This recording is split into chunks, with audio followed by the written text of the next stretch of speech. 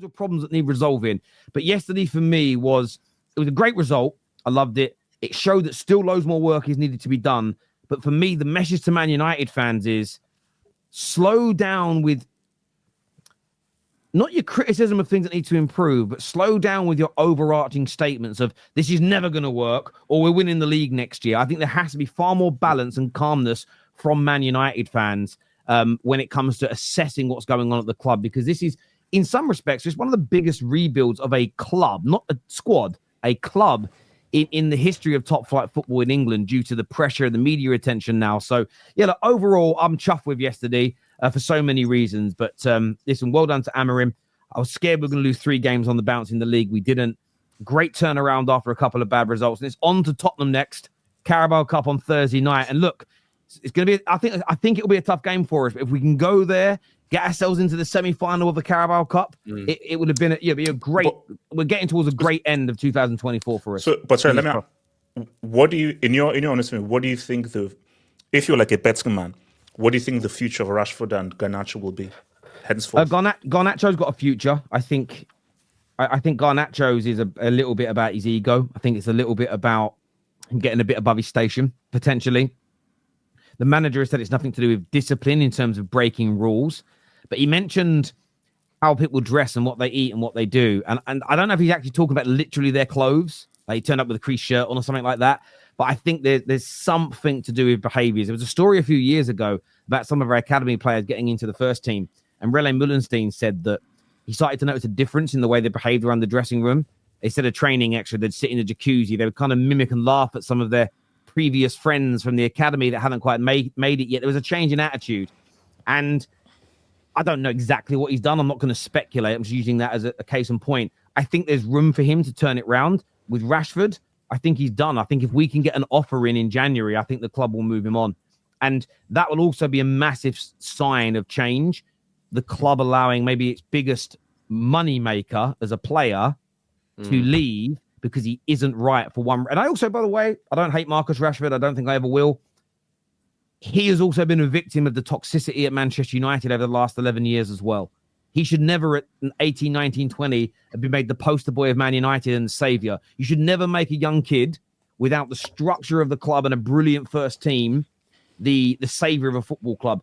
It has the potential to unless you're a special talent, unless you're a truly special talent. No, not even then. I don't think it's right. Not then. For me, listen, as great as Lionel Messi was, if Lionel Messi was coming through at Tottenham, I still don't think he would have achieved what he did at Barcelona if he'd have been a Tottenham player. He would have left after 2 years. So he would have done it. It'd have been another club.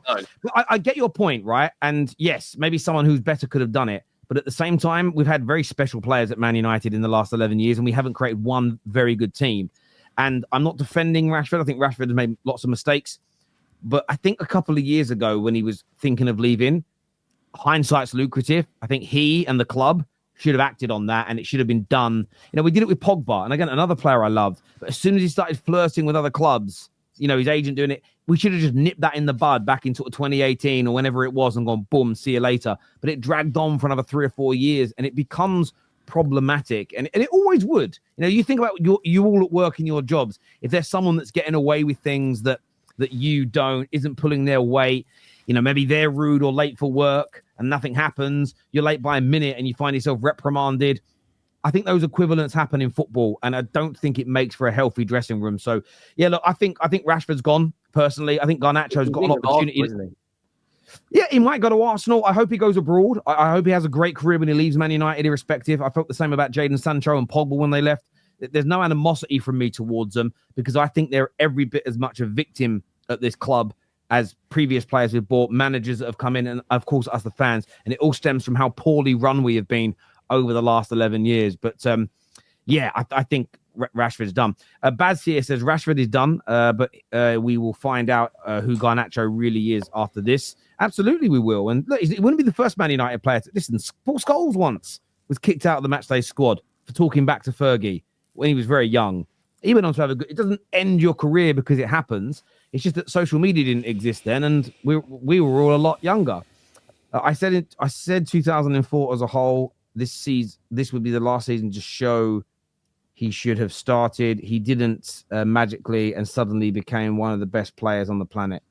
Wait, who's this about? This the Cole Palmer Foden thing. Oh, the Cole they Palmer started thing. the Euros. Right. There we go. That makes some sense. I think everyone Sorry, go on. during that tournament though was saying that Palmer deserves a start. You know, he got the assist in the semi-final even before that. Like it's not like the country was sitting there going, Cole Palmer shouldn't touch the pitch for England. Everyone was sort of going, why is he not playing more? He should have started. We were out there. We saw the mood. Like we were talking to fans of other nations, and they're all asking us, why isn't?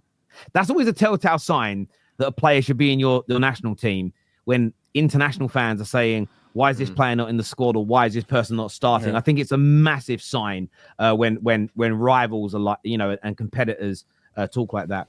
Evening, Terry. I want Liverpool to win the League Cup, but what you said, Tottenham versus Arsenal final would be gold. Tottenham to win in extra time. Yeah, listen, I want United to knock Spurs out, but if we do go out, I would love a North London derby in the cup final because so much would ride on that.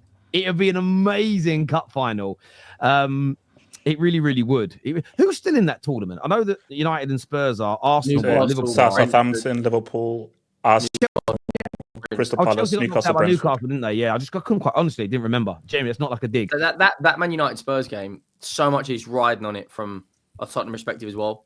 Because Andrew's come out multiple times and said he always wins in his second season. Well, look, you've got a fantastic opportunity now. If we beat Man United and end up getting, let's say, Brentford or Newcastle at home again, which is, I think, it's a two-legged ties next to semi-finals. We've got to go for it now. Like our league position now, we've fallen off a cliff. Just do what you can in the cups. I think just from a narrative point of view, because people will call me crazy, I really believe that Bayern will go trophyless this season.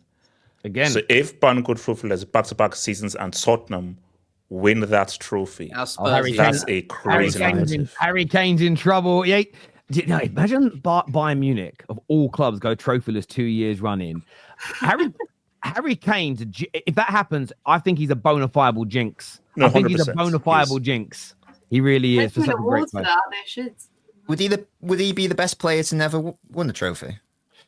No. Him and Matt Le Tissier. No, see, I would put Harry Kane above him because Matt Le Tissier played for Southampton. Spurs are. Who do you think have hope then? Who do you think? No. It's just I think Le Tissier is a better player than Kane. Yeah. Do you know why I disagree? Right. Le Tissier was just at Southampton. No pressure, no media attention, never in title races. We're watching Harry Kane at Spurs, bigger and better team than Southampton, more pressure on them. Now at Bayern Munich, with untold amounts of pressure on them. If he's got to those teams, if he doesn't deliver, for me, Le Tissier just never wanted that challenge, right? But I definitely would put Harry Kane into that category. It would be awful if he was to not win. Can you imagine? And listen, Bayer Leverkusen were written off a few weeks ago. And they're now back in it. Look at La Liga. A few weeks back, Flick, he's perfect. Oh my God, Hansi Flick, we all should have got him. I'm not saying he's crap, by the way. This isn't what I'm saying. We've got him running away with the league.